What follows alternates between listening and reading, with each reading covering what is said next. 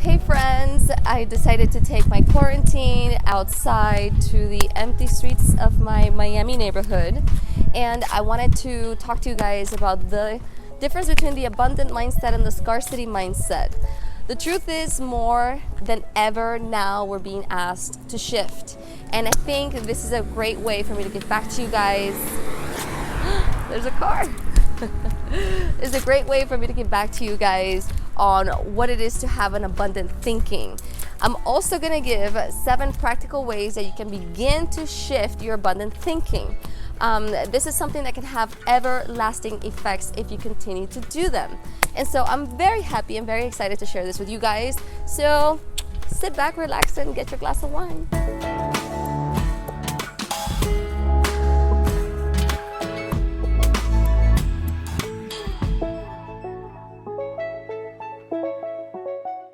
Hey guys, welcome back. This is Iris with another video of reality and practical spirituality. And today we are wealth building our minds. Yes. All right. So we are first going to define what the scarcity mindset is, what qualifies people as having the scarcity mindset. Mind you, you're probably going to relate because I know I used to relate a lot. And so I want to start with the author of the book, Seven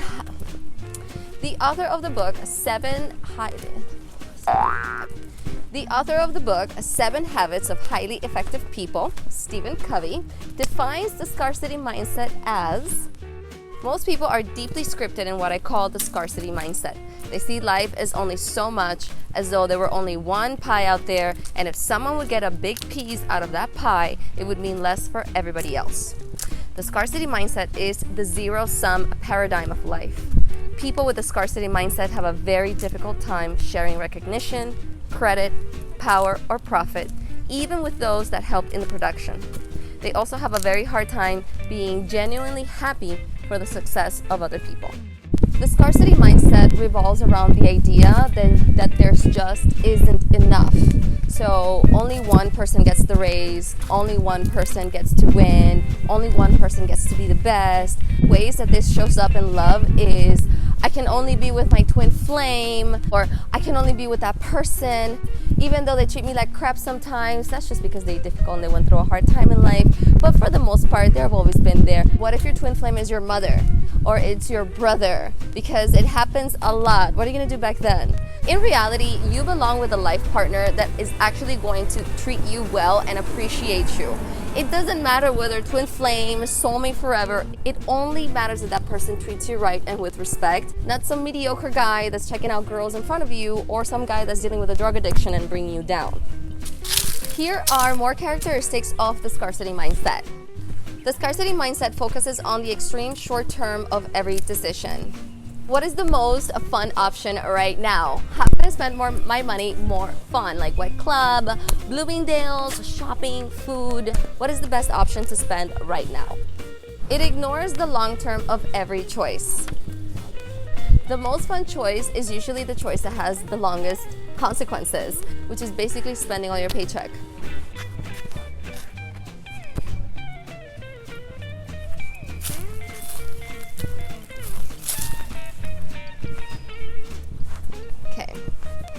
It creates sadness and jealousy.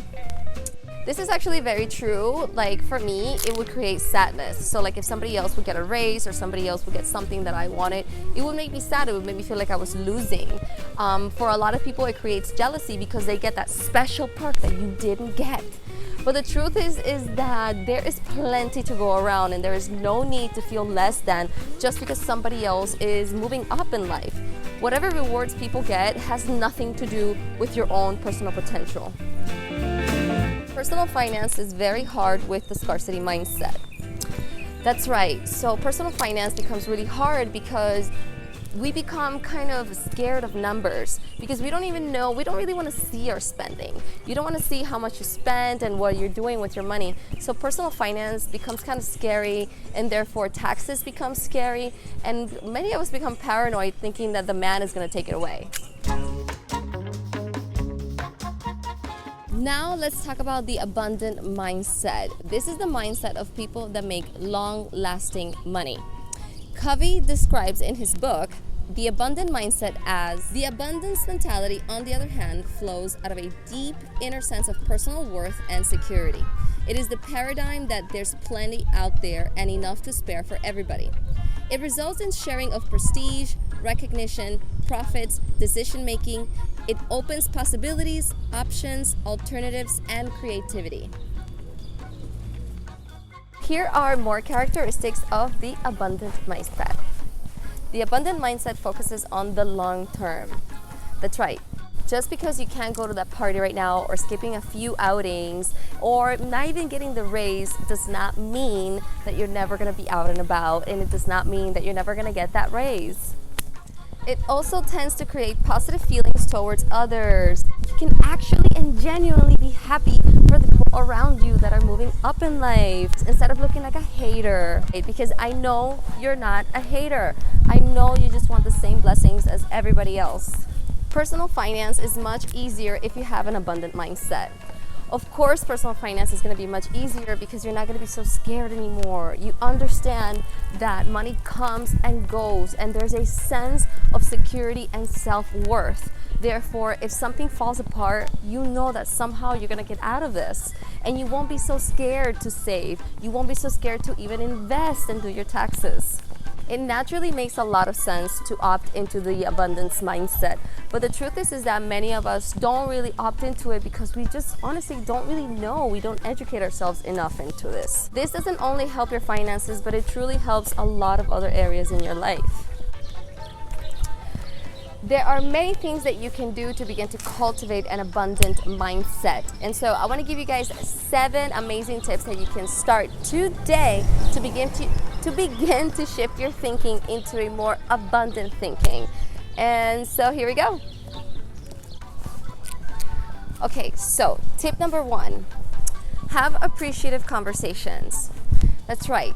So share things, when you have conversations with your friends, share things that are good in the world. What's going on in your life that is really good? We as a society, and I see it so much in the Latin community, and I know it happens in Americans too, but I see it a lot in Latins, that we love to complain. We love to talk about what's going wrong. We love to say how miserable things are, and we like to make fun of it. Why don't you shift that? That's a very scarcity mindset way of thinking. Okay. And this brings me to number 2. Organize your home or your life. Yeah, why don't you try the Marie Kondo method? One of the best ways to actually organize your life is to really organize your surroundings. And many times where there's a scarcity mindset household, there's a lot of mess. So you'd be surprised the amazing things that happen when you start to organize, even just little by little, honestly. Number 3, share, share, share, share. Yes, I'm not gonna get tired of this one. Abundance really starts with sharing. When you're shifting your mindset, there's always something that we're hoarding. There's always something that we're holding on to and we don't like to give away. That one thing is the thing that you have to share. That does not mean that you have to give it all away, but you have to find meaningful ways in how to share. It really begins to make a change in your mind. Number 4, learn to create win-win scenarios. Oh my God, this one is so fucking important. So somehow we are used to a win-lose scenario, but if you start to look at life as a business, or at least treat it with the respect of a business, you're gonna see so many big changes. Because the truth is that we deserve to be in win-win scenarios all the time. There has to be some form of compromise where everybody is happy. Whether you're switching tasks, doing potlucks, it doesn't matter, or thanking each and every person that has participated in some form of production. It does not matter. It is so important to do that. Number 5, look for positives in every loss. All right, so this is the hard one, because when you're switching from a scarcity mindset into an abundance mindset and your life is kind of falling apart, because it does tend to happen, especially when you get deeper, whatever doesn't belong in your life that is scarcity is going to fall apart. And your ego is going to be involved, which means that you kind of feel like life is falling apart because it feels like it's dying, but it's really your ego. Anyway, this is the part where you have to look into the bigger picture and see what you'll gain instead of what you will lose. we get so stuck in seeing what we will lose that we create like enormous amounts of pain, and it's not really necessary. All shifts begin with the understanding that there is so much more that you will gain. You're gonna gain better clients, you're gonna gain more money, you're gonna gain that relationship, that health that you've been looking for, that healthy relationship you've been looking for. You have to understand that whatever sacrifices you're doing, it is for the gain. Number 6 is stop comparing yourself to others. I don't even know what to say about number 6. Number 6 has everything to do with the addiction to our social media.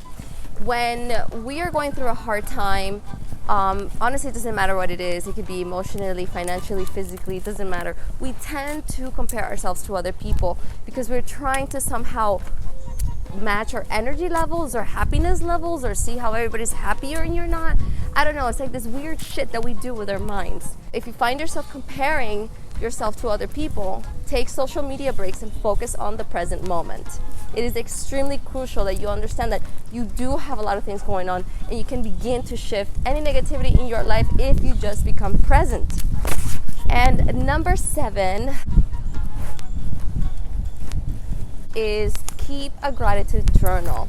Something that you can do that really helps with your mindset is just keep a gratitude journal.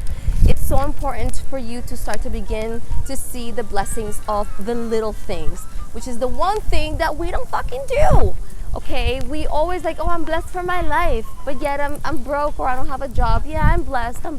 No, you don't feel blessed. You're not gonna feel the abundant mindset at that moment, which is very important for you to start to train your mind to see the abundance that is around you, to see the little things. It's really about the little things, and then we build on that. And so these are 7 practical steps to help you to begin to shift your mentality into a more abundant mentality. And this really does make a difference when you apply this on a day-to-day basis, and especially if you're going through a hard time. I hope this video serves you guys. Give me a thumbs up if you like this video, and subscribe and share it. And I'll catch you guys next time. Bye.